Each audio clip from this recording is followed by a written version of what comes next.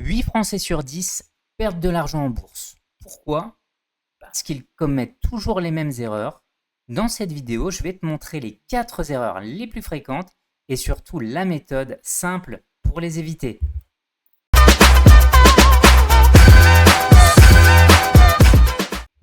Et on démarre tout de suite avec l'erreur numéro 1 qui va être de suivre la foule. La première erreur, c'est de courir derrière la tendance. On achète après une hausse fulgurante parce qu'on a peur de rater le train, mais le résultat, c'est qu'on paie trop cher et on revend dans la panique.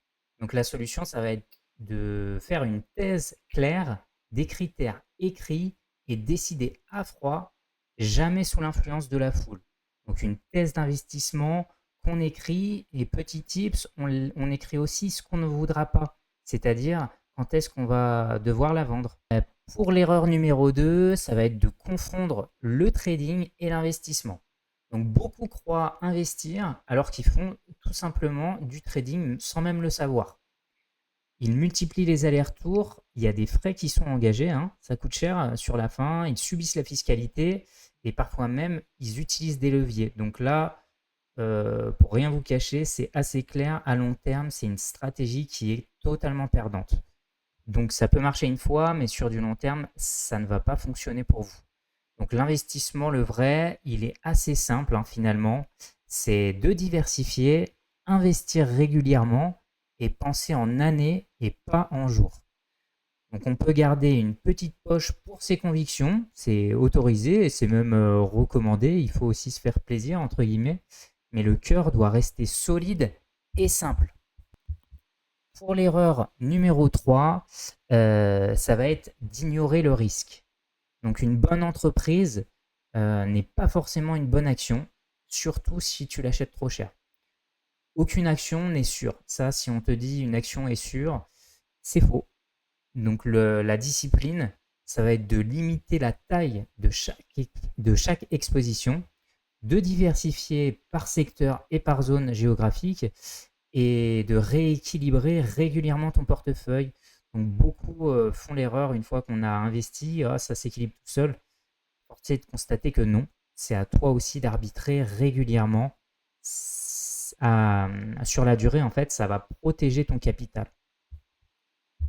Et on va passer tout de suite à la 4e et dernière erreur, qui va être de laisser ses émotions décider.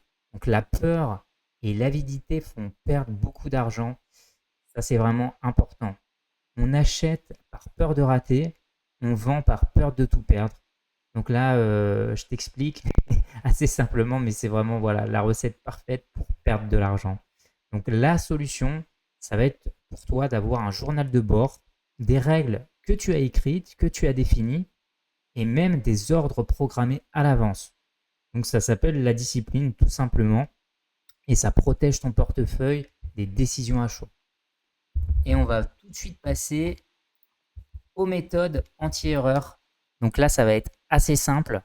Comment font les 2 gagnants sur 10 qui investissent en bourse?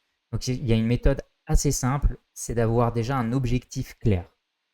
Donc à long terme, sur 3, 5 ou même 10 ans, on fait une allocation cœur en ETF ou en action, ça c'est à toi de voir. Et voilà, c'est une petite poche pour tes convictions. On a des règles écrites pour savoir quand entrer, quand sortir et combien investir. Et surtout, on a une routine. Donc on a des versements qui sont programmés et on fait un rééquilibrage régulier. Donc c'est rien de spectaculaire, mais c'est ce qui fonctionne aujourd'hui. Tout ça, c'est confirmé par les études de l'AMF, de l'ESMA et par les recherches en finance comportementale. La majorité perd parce qu'elle improvise. Tu veux arrêter de perdre, suis cette méthode assez simple et pas tes émotions. Alors si cette vidéo t'a aidé, laisse-moi un like, abonne-toi à la chaîne et surtout active la cloche pour ne rien rater. Je te dis à bientôt dans un prochain épisode d'Investir ou Subir.